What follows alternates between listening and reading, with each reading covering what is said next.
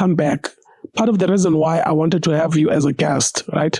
You coming from Zimbabwe and being based in South Africa, I want us to draw a level of comparison, okay, but in understanding the historical context of where Zimbabwe is today. Okay. So what I wanted to look at is when you listen to older generation, they talk about Zimbabwe having been this breadbasket of the African continent. Yes. So when people think that life is happening in South Africa, no, life actually used to happen in Zimbabwe. Yes. Life was happening in Zimbabwe. Everything was vibrant. Everything was functional.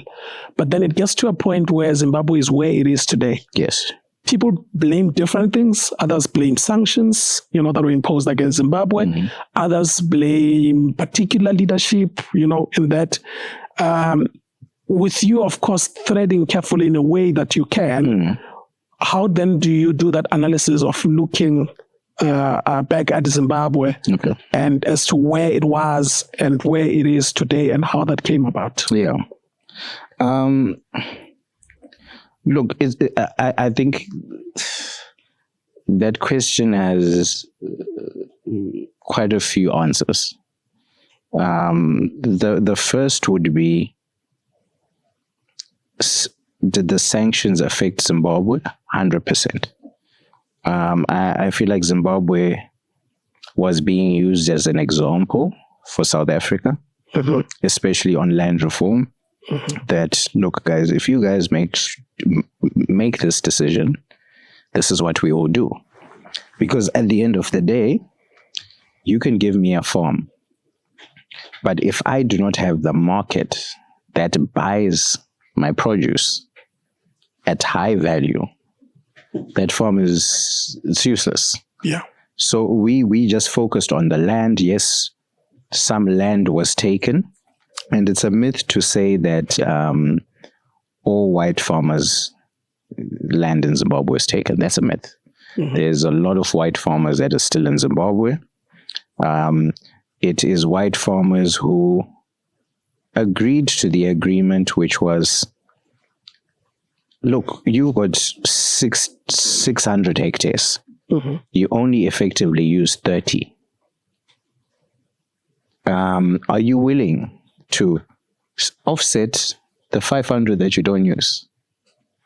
And we're not going to pay for it because you didn't get it by paying for it. Yeah.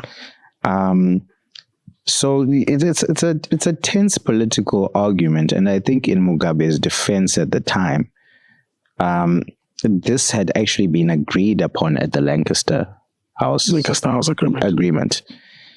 When the time came, Tony Blair said, no, it was a different party that signed to that. We do not know about that.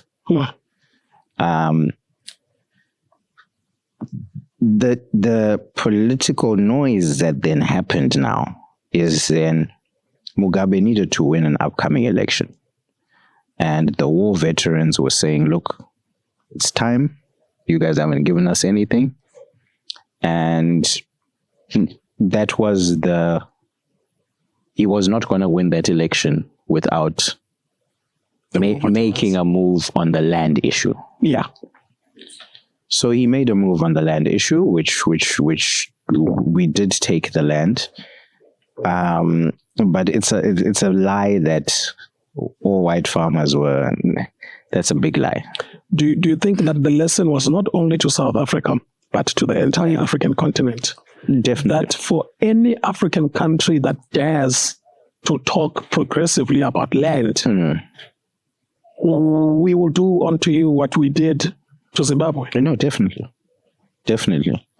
And then let's progress from that, right? Because you asked me the current context of Zimbabwe and why we are where we are now.